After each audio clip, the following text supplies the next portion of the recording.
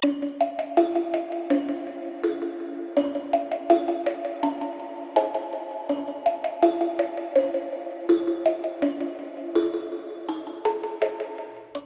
what's up, you guys? Welcome back. Ooh, spooky video time. Yes. Alright, so for today's video, we're going to have to do the old school format. Those of you that were with me from the very start of GhoulRWM with me, we're going to do a voiceover because I'm going to make it look like my lips are sewn shut, so I'm not going to be able to talk. So we're just going to do the whole video in voiceover. Enjoy the old school format. I am going to be using the new palette from Nomad Cosmetics. I actually just filmed my thoughts on this palette, so you get to see a look from it before you get to hear about it. Sorry, but that's what we're doing today, because I want to use the palette, okay? I just want to use it. It's so pretty. You'll see on Monday. It's so gorgeous, okay? So, with that said, let's get spooky. Robin had always been into fashion, but living in a small town, there just wasn't a lot available to her to express her fashion. So she decided when she was old enough to get enough, money together and move out, she was moving to New York. It was just in her soul. She had to do it. So she moved to New York and got into a fashion school there, was so excited. But she quickly found out she wasn't going to be able to make it on her own there. So she looked for, anyone wanting a roommate, anything she could get her hands on. And she found a place on Craigslist. Now, normally she wouldn't want to, go to a place that was on Craigslist. Kind of a bad rap there. But it was so affordable and she was in a bit of a jam. So she went for it. And it was a decent house. Like, it was a little, one-room apartment. She thought she was going to have to get roommates, but the way that the rates were for this place, she could actually afford this. And she was so excited to finally have a place of her own in New York. She was doing it. So she signed the lease, went to school the next day, told all of her friends, oh my God, I found this house.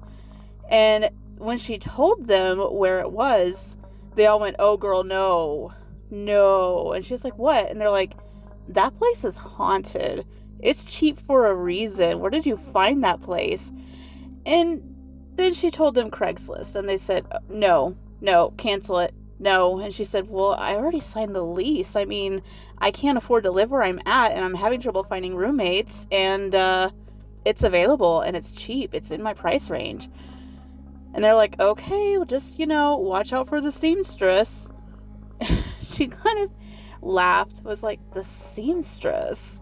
What are you talking about? And they said, oh, that's who haunts that place. It's this crazy old lady that used to run a sweatshop here in New York.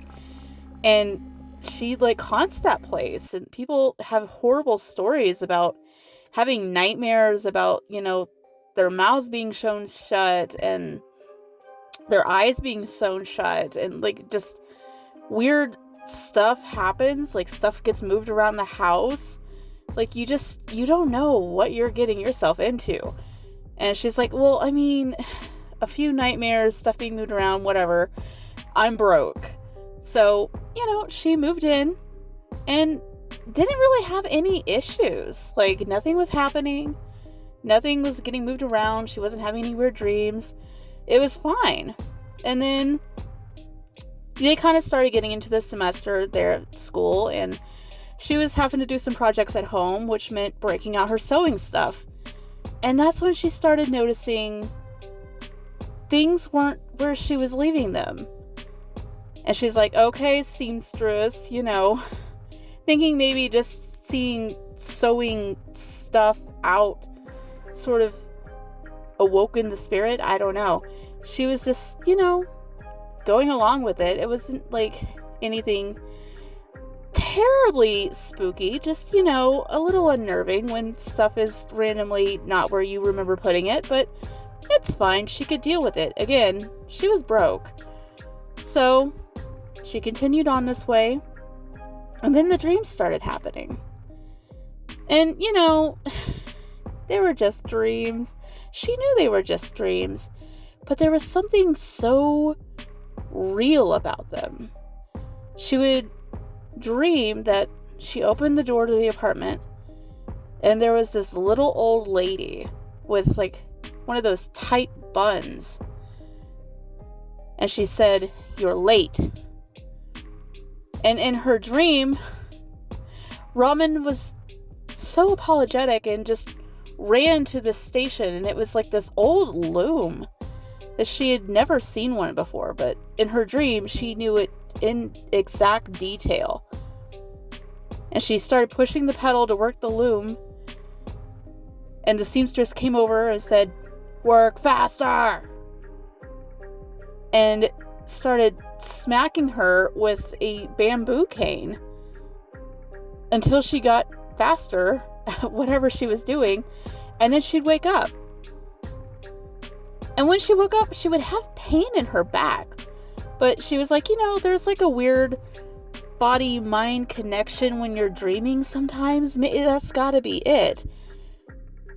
Well, she went to take a shower, get ready for the day, and when she got out of the shower and was drying off, she happened to notice there was huge bruises on her back.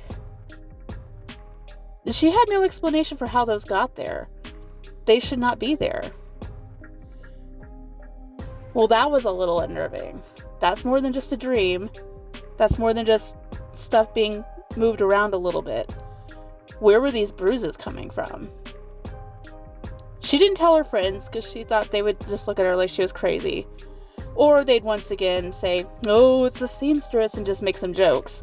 So she kept that to herself. No big deal. It's just a ghost. It can't actually hurt you, right? So she just kind of, shrugged it off. It's fine. Went back home the next day. Nothing was moved around. Everything was fine. She's like, okay, we're good. She went to bed that night and she had the same dream. But this time, it wasn't a loom. It was a sewing machine, like the one her grandma had. And the lady wanted her to make 50 skirts. It was very important that they hit that quota, 50 skirts.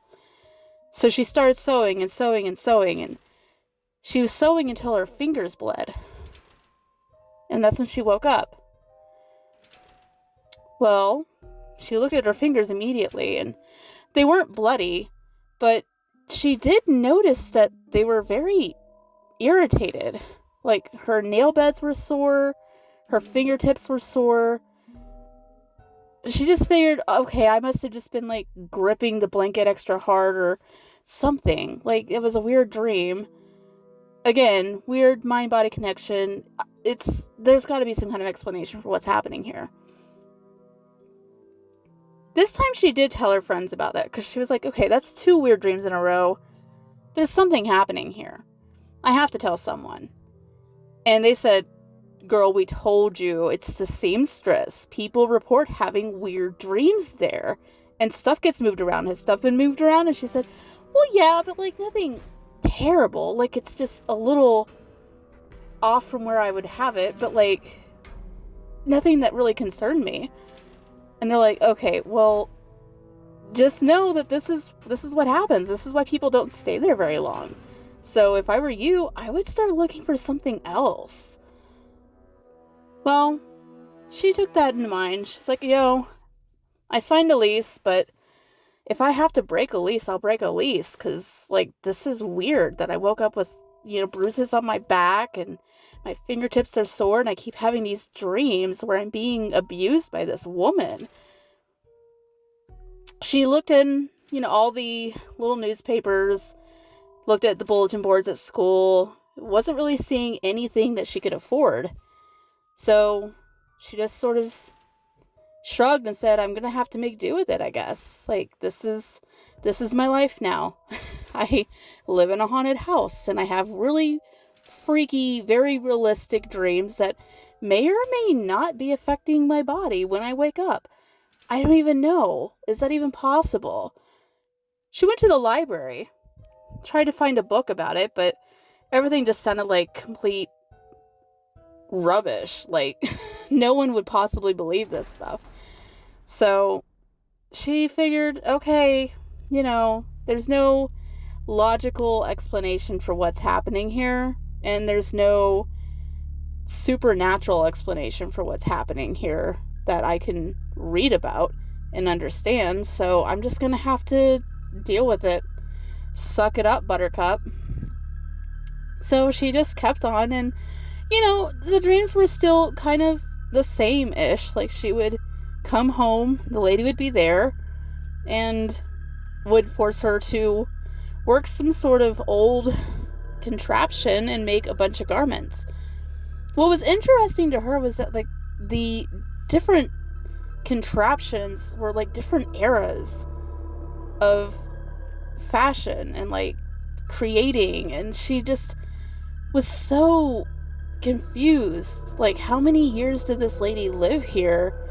How many different phases of fashion and creating garments did she go through that she's working all these different things into my dreams? So weird. But also, it was kind of intriguing. I mean, she's into fashion. Fashion history. She was getting Fashion History 101 after hours. But she was getting really tired of waking up and having random bruises from where she was being hit by the lady, or having her fingers be sore because she sewed them into a machine, or, just all these random nightmares, and she just couldn't quite deal with that. That was the worst part of it. But then, one day she came home and she noticed there was a pair of sewing needles, like old school sewing needles, stabbed into one of her pictures that she had hanging up. It was a picture of her and her dad, and the needle was stabbed right into her face.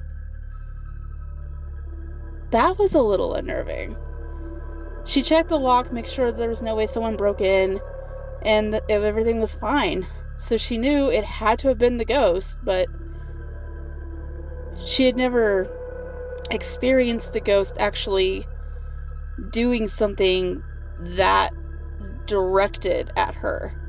Everything has just been, her sewing kit was moved over a little bit, or her threads were on a different table than what she had them on, or something, simple, easy, like that.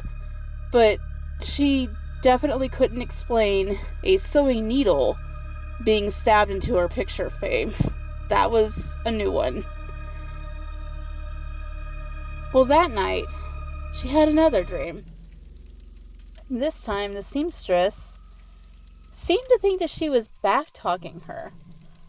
She wasn't, of course, but in her dream, every time she said yes ma'am or no ma'am or whatever in response to what the lady was yelling at her, she was like, "Don't you backtalk me, I'll sew your mouth shut."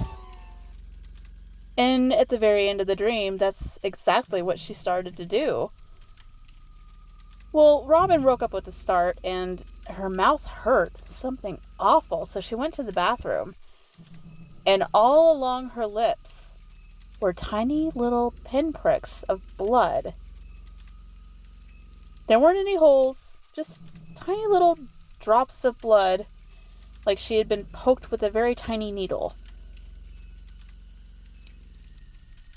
She immediately called a friend and went and stayed with them for a few days because she just could not deal with this house. She called the landlord that was renting the place out to her, and he said, "I'm sorry, your lease is iron tight. We've had too many people try and back out of this." And she's like, "No, I know. Do you know what happens to this place?" And the guy seemed a little, edgy. Didn't really want to answer that question. And she's like, "No, I need you to understand. I am having dreams where she is attacking me. And when I wake up, there are bruises. I'm staying with a friend right now because the last dream that I had, she was trying to sew my mouth shut. And when I woke up, there were tiny little pinpricks all around my mouth like someone had stabbed me with a needle. She's literally attacking me. And the man was like, that's just, if you believe in ghosts, whatever. You're a grown woman. You should be a little smarter about this. Ghosts don't exist. These are just stories that people make up so they can drive the rent price down. And she was like, oh yeah? Why don't you go stay at that house for a while then? Huh? Do you want to go stay for a few nights in my house? Well, he, just hung up the phone on her. So she knew she was not going to get any help from the landlord. But there was definitely something going on in this house. So she asked around, found a friend that was kind of into, spiritual stuff. And asked them if they could come and, burn some sage or whatever.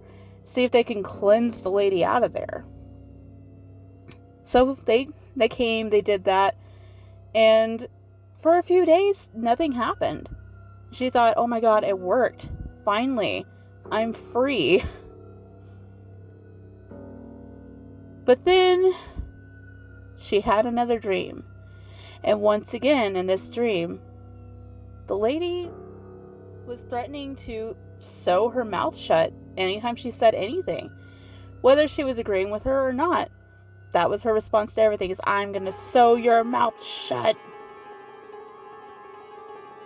Well, the next day, her friends didn't hear from her. And they were a little worried. They assumed maybe she was sick or something. She wasn't answering her phone. The day after that, they also didn't hear from her, though. And they thought, okay, now that's weird. So they called the cops to do a wellness check. And unfortunately, the cops found a woman there. But her mouth had been sewn shut. And there was an old-fashioned sewing needle. Like one of those big, long ones.